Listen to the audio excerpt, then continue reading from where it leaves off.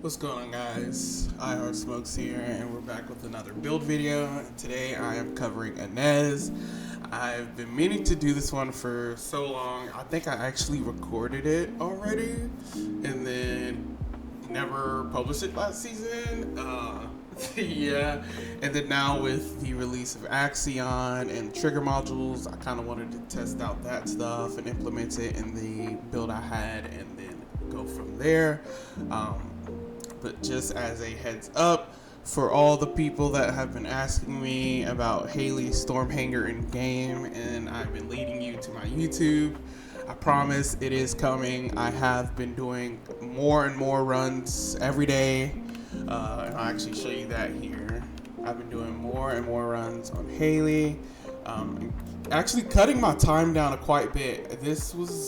I'm like 44 seconds ahead of the second place. I've been going back at it many times.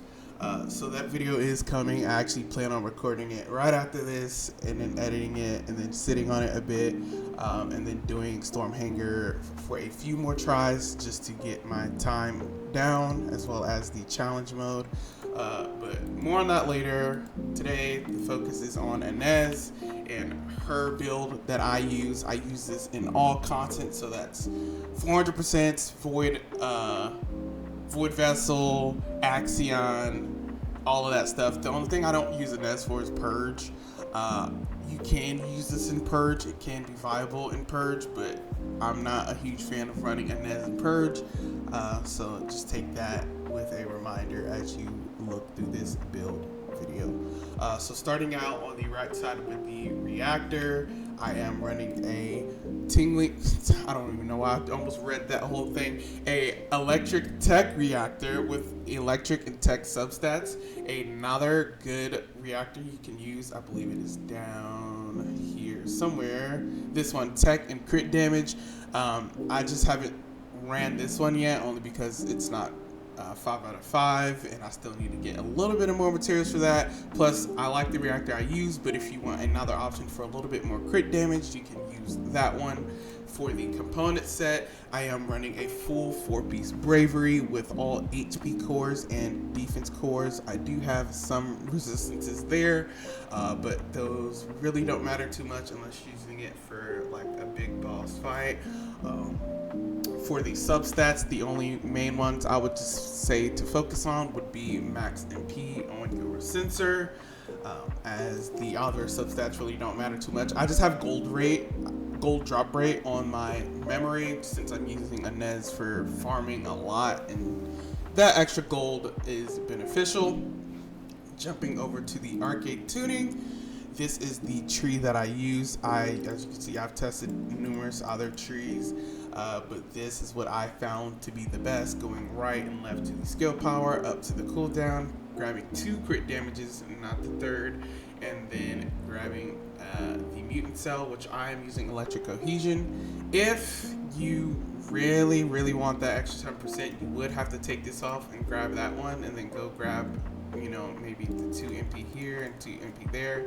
But personally, I have been enjoying having that max skill power. I tested it the other way I just showed you, and I just found this one to be a bit more enjoyable, just to have a higher base skill power starting out with. And now moving on to the Ines build, I am running this build right here. For the trigger module, I am running Power Beyond for that extra skill power increase. You do not need to have a ground or global dot for Power Beyond to get that extra skill power increase, as we found out recently. For the red module, I am using Time of Hunting Hounds. I'm not a huge fan of not running a red module with Ines, or anybody for that matter. So I do really enjoy Time of Hunting Hounds. That makes all the skills tech based, as you can see. So having everything at a base level together works perfectly for me. I have my cooldown modules. I have my crit modules. I am only running 3 crit modules because with Ines's passive, the more MP you have, the higher your crit rate is. So 3 crit modules. I have focus on tech, focus on electric. I am only running one skill range mod, and then one HP mod, and then veteran tactics. Since the Ines nerf, I guess you could call it, she had a cooldown nerf. So running vet tactics along with bravery set, you'll have pretty much a 100% uptime on all her skills. Mainly the main skill being her fourth. Alright. And then for the weapons, starting out with the Secret Garden. Again, the build doesn't matter. I've shown this build on numerous videos already, I believe.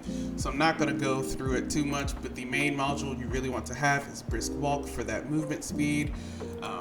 And then your 3 sprint speed cores. Everything else on that gun does not matter. You can build it out if you like, especially with some of the enemies in Axion having armor, like the elites. You can either run that or use the Exterminator to break those armor pieces. For the Exterminator, I will show you the build for this. I kind of built it in the mind of running it in purges, but I haven't tested it out yet. But I do have triple fire rate, double chill ATK, Legion of Darkness, explosive ATK, crit damage, and crit rate. And then for the build, it's pretty much very similar to the Restore Relic, just without the multi-hit. So I'm running fire rate, chill damage, lethal finish to give me that crit rate, and then I am using reload modules, bullet integration for that crit damage and explosive ATK, better insight for crit rate, action and reaction and rifling reinforcement for that extra damage, and better concentration for more critical hit damage. This thing is a beast on taking out the Axion ships. It's only about, I want to say, maybe 1 mag of it will take out the Axion ships, and I think that's like 6 bullets. I think it's 6 bullets, maybe even less shots to take out the Axion ships. Same with the eyeballs and the nests. It does take out those pretty fast. For the Voltia, again, this Ines build is like an all-arounder, so that's why I'm running the Exterminator for Axion, and then the Voltia for like Void Vessel and everything. And I believe I've shown this one before on the Haley Wallcrasher build, but I'll show it again. I am running double Firearm ATK cores, a Chill core, and a Fire Rate core, a Legion of Darkness core. Again, that Legion one really doesn't matter because it's a Legion core. Then I have Chill ATK, Firearm ATK, crit rate, and crit damage. And then moving on to the modules, I'll just flash that here.